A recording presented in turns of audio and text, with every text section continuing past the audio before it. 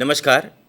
Children's university ગાંધીનગરના ગુજરાતી વિભાગ દ્વારા ગુજરાતી સાહિત્ય સર્જક પરિચય શ્રેણીમાં આપનું સ્વાગત છે. મિત્રો, ગુજરાતી સાહિત્યનું આપણે નામ લઈએ ત્યારે એને બે ભાગમાં વિભાજિત કરી શકાય: મધ્યકાલીન સાહિત્ય અને અર્વાચીન સાહિત્ય. મધ્યકાલીન સાહિત્ય એટલે હેમચંદ્રાચાર્યથી માંડી અને દયારામ સુધી વિસ્તરે. હેમચંદ્રાચાર્યથી માંડી અને દયારામ સુધીમાં નરસિંહ, મીરા, અખો, પ્રેમાનંદ, શામળ અને દયારામ આટલા મુખ્ય સાહિત્ય સર્જકોને આપણે ગણીએ તો એનો આપણે પરિચય કેળવવો પણ જરૂરી છે.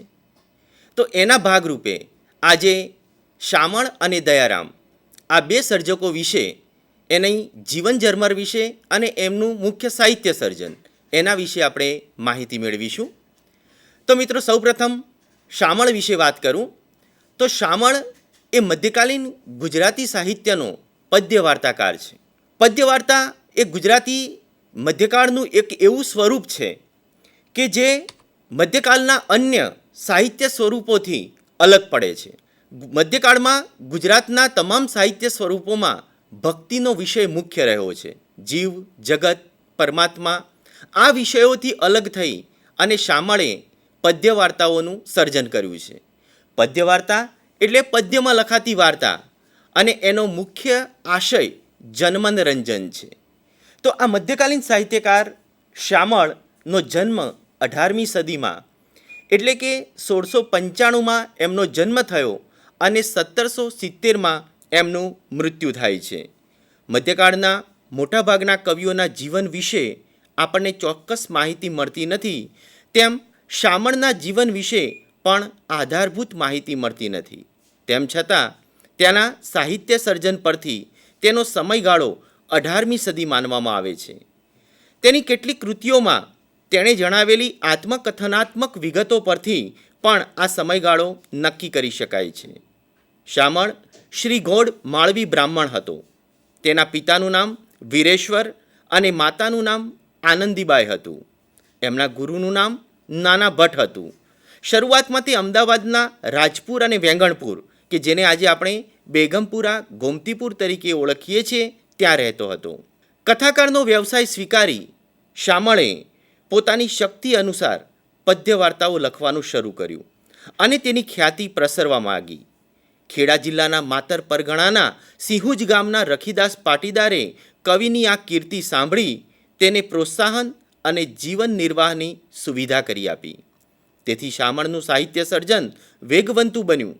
શામળે તેના સાહિત્યમાં પણ આ રખીદાસને આ રીતે બિરદાવ્યો છે: રખિયલ રૂડો રાજવી બોજ સમોવડ ભૂપ. આ રખીદાસને રાજા સમાન ગણાવી શામળે એમનું ઋણ અદા કર્યું છે.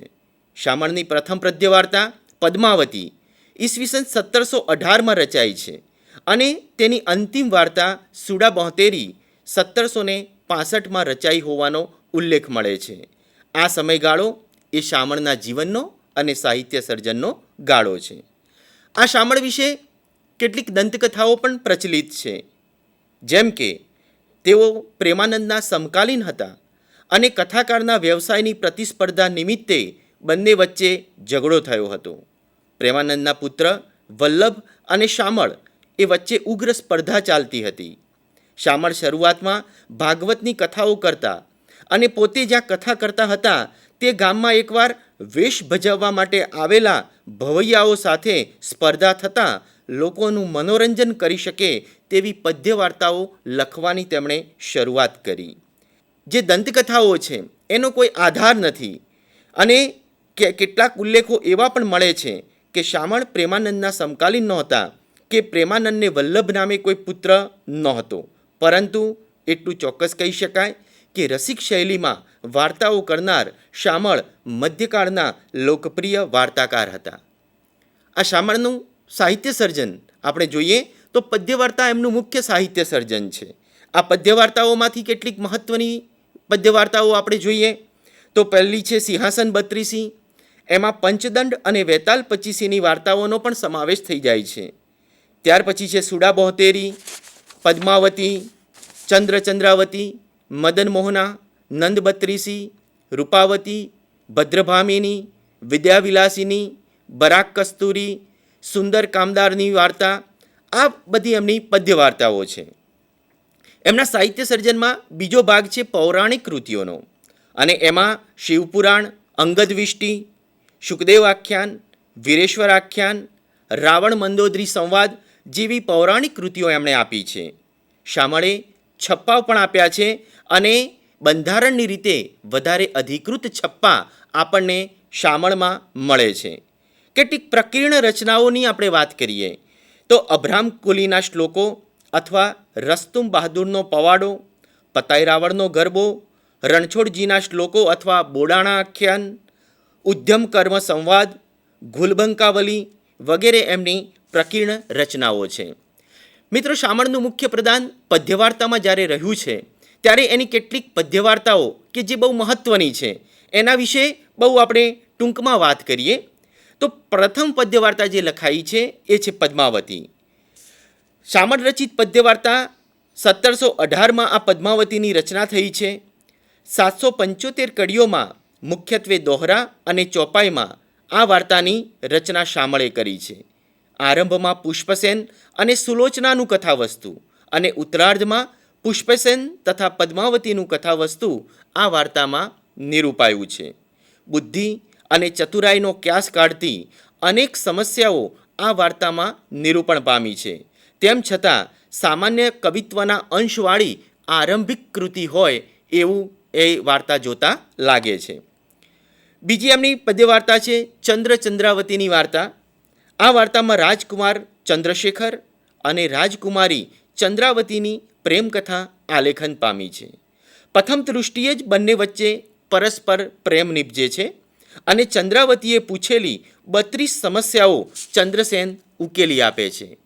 ત્યાં જ તત્કાળ ગાંધર્વ વિવાહ બાદ થોડો સંઘર્ષ અને અંતે વિધિસરના લગ્ન. આમ પ્રચલિત કથાઘટકોનો ઉપયોગ કરીને રચાયેલી શામળની આ સ્વતંત્ર વાર્તા છે. મદન મોહના શામળની ઉત્તમ વાર્તાઓમાંની એક વાર્તા તે મદન મોહના છે. દુહા, ચોપાઈ અને છપ્પાની કુલ 1317 કડીઓમાં આ વાર્તા લખાઈ છે. મથુરાના રાજા મધુસૂદનની પુત્રી મોહના અને પ્રધાન પુત્ર મદનના પ્રેમ પ્રસંગ, ગાંધર્વ વિવાહ અને બંનેનો દેશ નિકાલ અને ઘણા સંઘર્ષ બાદ રાજા તરફથી આ લગ્નની સ્વીકૃતિ આ વાર્તાનું મુખ્ય કથાવસ્તુ છે. વાર્તામાં આડકથાઓ અને અનેક સમસ્યાઓ ખૂબ સુંદર રીતે નિરૂપણ પામ્યા છે. શૃંગાર રસ, વીર રસ અને અદ્ભુત રસ વડે એને શામળે પોતીકી સાદી સરળ ભાષા વડે મદન મોહનાને ઉત્તમ કલાકૃતિ બનાવી છે. સિંહાસન બત્રીસી શામળની સર્વશ્રેષ્ઠ કૃતિઓમાં સિંહાસન બત્રીસીને સ્થાન છે. ગુજરાતીની અરેબિયન નાઇટ્સ કહી શકાય એવી આ વાર્તા છે. ઉજ્જૈનના અતિ લોકપ્રિય અને 32 લક્ષના રાજા વિક્રમ અનેક લોકહિતના કાર્યો દ્વારા પ્રજામાનસમાં સુપ્રતિષ્ઠિત છે. શામળે આ નિમિત્તે 32 વાર્તાઓ લખી છે, જેમાંથી પહેલી 15 અમદાવાદમાં રહીને રચાઈ છે, અને ત્યારબાદ 17 વાર્તાઓ તેમના આશ્રયદાતા રવિદાસને ત્યાં ગયા બાદ પૂર્ણ કરી છે. આ જ વાર્તામાં 32મી વાર્તા નિમિત્તે વેતાલ પચીસીની વાર્તા લખીને બીજી પેટા 25 વાર્તાઓ તેમણે ઉમેરી છે. આમ સિંહાસન બત્રીસીની બધી મળીને કુલ 56 વાર્તાઓ જોવા મળે છે. તેમાં પણ આડકથાઓ, દૃષ્ટાંત કથાઓ એ તમામને ગણીએ તો 100 ઉપરાંત વાર્તાઓ થવા જાય છે. આમ ભક્તિરસથી કંઈ અલગ જ વિષય, સાંસારિક આસક્તિવાળા વિષયને આલેખીને અને તેની અનેક લોકભોગ્ય વાર્તાઓ આલેખીને શામળે મધ્યકાલીન પદ્યવાર્તા સાહિત્યને રડિયાત કર્યું છે. આ શામળની વાર્તાઓનું મહત્ત્વ શું છે એના વિશે વાત કરીએ તો શામળ પોતાની વાર્તાઓનો ઉદ્દેશ અને આશય સ્પષ્ટ કરતા મદન મોહનામાં કહે છે, તે કાવ્યથી ડાપણ શીખે જનમનરંજન થાય, અદ્ભુત ને જનભાવનું વર્ણન બહુ વખણાય. આમ લોકોનું મનોરંજન કરવું એ આ વાર્તાઓનો મુખ્ય આશય છે. શામળની આખી વાર્તા સૃષ્ટિ જાણે 30મી દુનિયાનો અનુભવ કરાવે છે. માનુષી પાત્રો ઉપરાંત વેતાલ, હરસિદ્ધિ માતા, જોગણી જેવા પાત્રો અને માનવેતર પાત્રો જેવા કે પોપટ, હંસ, નાગ અને પશુ પંખીઓની સૃષ્ટિ અદ્ભુત રસ જન્માવી લોકોને આનંદ આપે છે. સાથે જ 32 પૂતળીની વાર્તામાં એક એક પૂતળીનું જીવંત થવું, એ સિવાય ત્રિકાળનું જ્ઞાન હોવું, પરકાયા પ્રવેશની શક્તિ હોવી, મૃત સંજીવની વિદ્યા હસ્તગત હોવી, ઉડી શકે તેવી પવન પાવડી કે ઉદણદંડ જેવી પ્રયુક્તિઓ દ્વારા મધ્યકાળના ધર્મરંગી વાતાવરણમાં પ્રજામાનસને કંઈક વિશિષ્ટ પ્રકારનો આનંદ, જીવનનો ઉત્સાહ શામળે પૂરો પાડ્યો છે. શામળની વાર્તા સૃષ્ટિના પાત્રો જે છે એ પાત્રોમાં પણ પરોપકારી, બુદ્ધિશાળી અને સાહસિક છે. સ્ત્રી પાત્રો પુરુષ પાત્રો કરતાં વધારે તેજસ્વી, ચાલાક અને હિંમતવાન છે. ચતુરાઈમાં તે પુરુષ કરતાં અનેક ગણા ચઢિયાતા છે. આ પદ્ય વાર્તાઓમાં જ શામળે સામે બેઠેલા જનમાનસનો નીતિબોધ કરવાના આશયથી અનેક સુભાષિતો અને છપ્પા પણ આપ્યા છે. અને આ છપ્પાને વાર્તાઓમાં વણી લઈ આનંદ સાથે જ્ઞાન અને જીવનના નીતિબોધને પણ પ્રજાને અનુભવ કરાવ્યો છે. આમ પદ્યવાર્તા નિમિત્તે લોકશિક્ષણનું કાર્ય પણ શામળે ઉમદા રીતે પૂર્ણ કર્યું છે. શામળના છપ્પા વિશે વાત કરીએ તો વાર્તાકાર શામળ પોતાના પદ્યવાર્તાઓને લોકપ્રિય બનાવવા માટે સમસ્યાઓ અને સુભાષિતોને દોહરા, ચોપાઈ અને છપ્પાના ઉપયોગથી વાર્તામાં વણી લીધા છે. છપ્પા એટલે 6 લીટીના મુક્તકો. આવા 6 લીટીના મુક્તકો ઘણા લોકપ્રિય હતા. તે દ્વારા વાર્તાઓનો વિસ્તાર સધાતો. વાર્તામાં બુદ્ધિ, વિનોદ કે નીતિબોધનું સંકલન થતું. પદ્યવાર્તા માટે ઉપકારક એવા આ છપ્પાઓનું વિષયવાર વર્ગીકરણ થઈ શકે એટલી સમૃદ્ધિ આપણને શામળમાં જોવા મળે છે. સુધારક યુગના કવિ દલપતરામે તો શામળ સતસઈ નામનો એક પુસ્તકમાં શામળના 700 જેટલા છપ્પાઓનું સંકલન પ્રગટ કર્યું છે. મધ્યકાળમાં છપ્પાઓનું સ્વરૂપ કવિ અખા દ્વારા બહુ લોકપ્રિય બન્યું છે. પરંતુ શામળના છપ્પા અખાના છપ્પા કરતાં બંધારણીય રીતે અલગ છે. છપ્પાની શાસ્ત્રીયતા શામળમાં જળવાઈ છે અને એટલે જ છપ્પા તો શામળના જ એવી ઉક્તિ પણ પ્રચલિત થઈ છે. 13મી-14મી સદીના જૈન સાહિત્યથી જોવા મળતા આ છપ્પા 18મી સદીના શામળના સાહિત્ય સુધી લોકપ્રિય અને મુખ્ય સાહિત્યને ઉપકારક રહ્યા છે. શામળ પણ છપ્પાને વિચાર, સ્વરૂપ, અભિવ્યક્તિ અને એમ સર્વ દૃષ્ટિએ ધ્યાનપાત્ર બનાવ્યા છે. આમ શામળની જે માન્યતા છે એ પ્રમાણે કહ્યું કથે તે શાનો કવિ, શીખી વાત તે શાને નવી, એની વિચારધારામાં શામળ પોતાના તમામ સાહિત્યને પોતાનું મૌલિક સર્જન ગણાવે છે અને મધ્યકાળમાં લોકપ્રિય એવા આખ્યાન કરતાં એક જુદા જ પ્રકારનું લોકપ્રિય અને જનમાનસનું રંજન અને પ્રશિક્ષણ કરતું સાહિત્ય ગુજરાતની પ્રજાને ચરણે ધરે છે. કોઈપણ માણસની વાર્તા રસિકતાને ધ્યાનમાં રાખી એક વિશાળ કલ્પનાનું જગત ખુલજા સિમસિમની માફક તેણે લોકો આગળ ખુલ્લું મૂક્યું હતું. સાથે જ લોકોને આનંદ આવે એવી કલ્પના, ભાષા અને નીતિબોધ પણ તેને વાર્તામાં પ્રયોજ્યા. આથી જ શામળને વાણિયાના કવિ તરીકે પણ બિરદાવવામાં આવે છે. શામળ કહે છે, સાદી ભાષા, સાદી કળી, સાદી વાત વિવેક, સાદામાં શિક્ષા કથે એ જ કવિજન એક, એ શામળનું ચિંતન રહ્યું છે.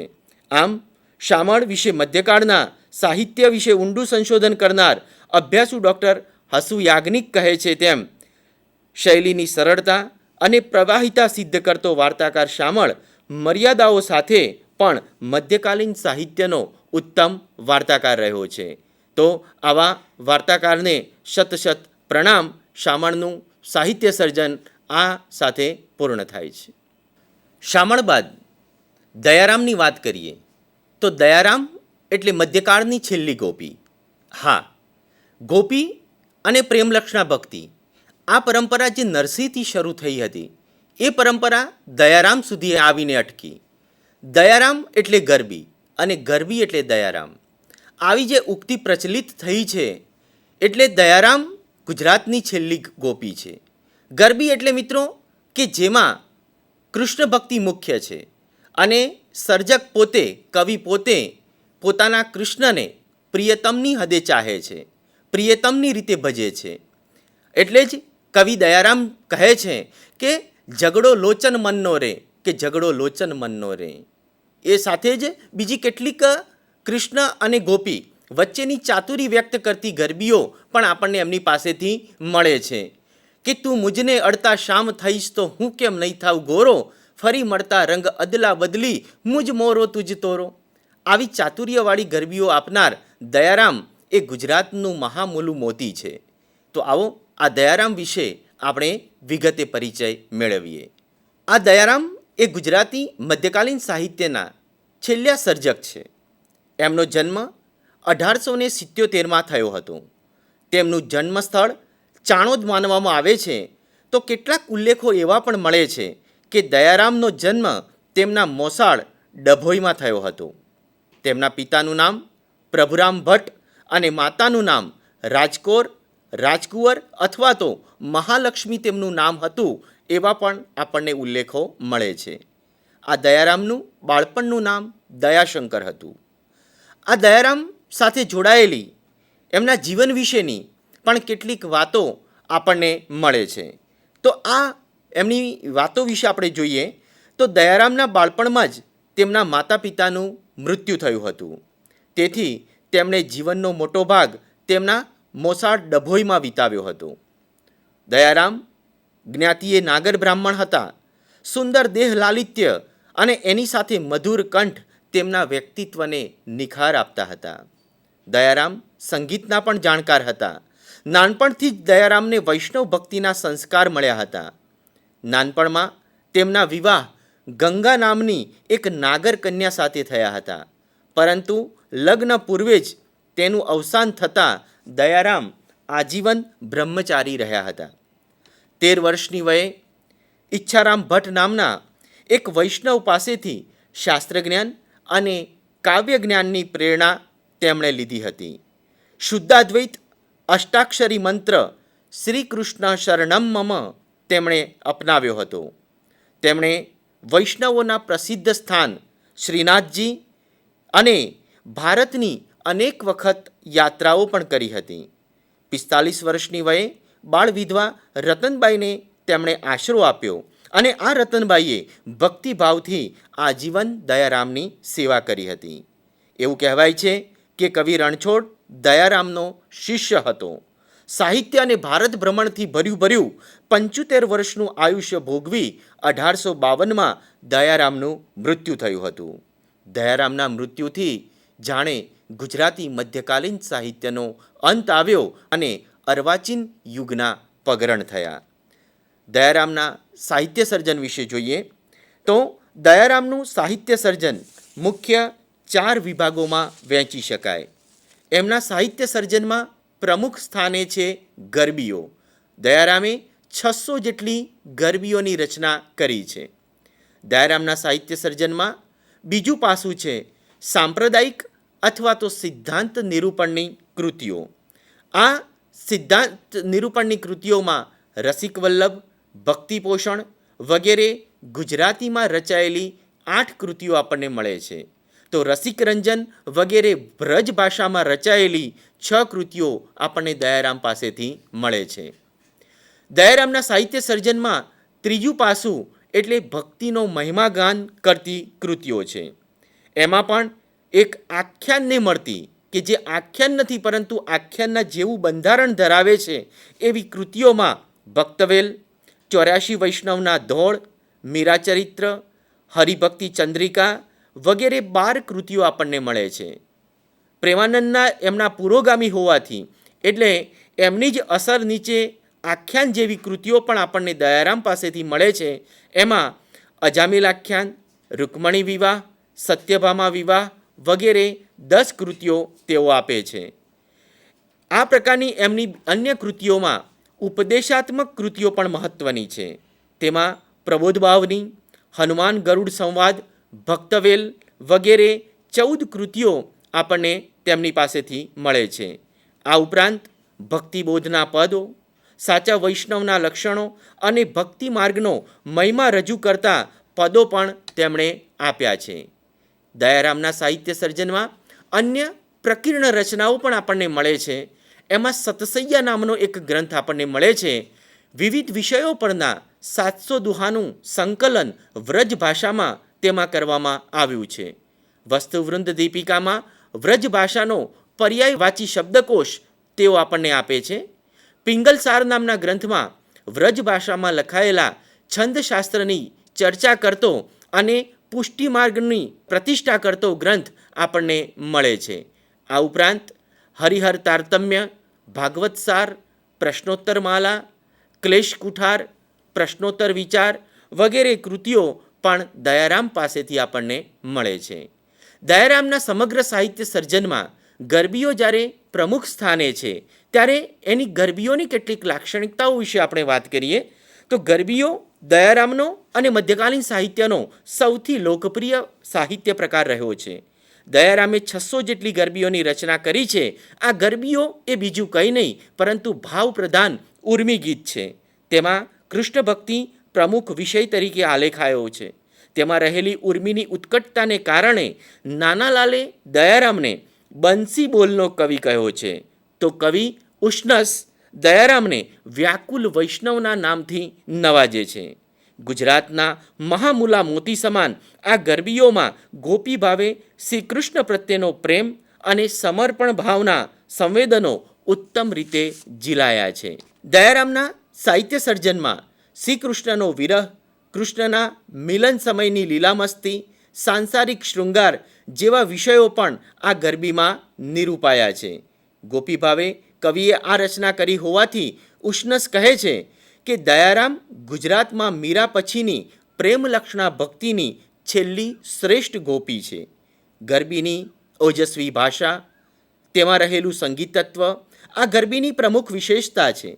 ક્યારેક એમાં રજૂ થતો વધુ પડતો શૃંગાર અને એના કારણે કેટલાક વિદ્વાનોને દયારામ ભક્ત કવિ નહીં પરંતુ શૃંગારિક અને સાંસારિક કવિ લાગ્યા છે. દયારામની ભક્તિમાર્ગી અથવા તો સાંપ્રદાયિક કૃતિઓની આપણે વાત કરીએ તો એમાં પ્રથમ છે રસિક વલ્લભ. ઈસવીસન 1828માં કવિએ પોતાની 51 વર્ષની વયે શુદ્ધાદ્વૈત સિદ્ધાંતોનું નિરૂપણ કરતો આ પુષ્ટિમાર્ગીય ગ્રંથ 109 પદોમાં રચ્યો છે. જગત મિથ્યા નથી પરંતુ ભગવાનની લીલા છે.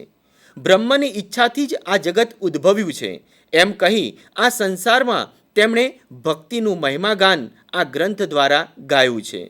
તેઓ કહે છે કેટલાક પદોમાં, ઢોકળા સરીખી મુક્તિ અને ભક્તિ ઘેબર છે.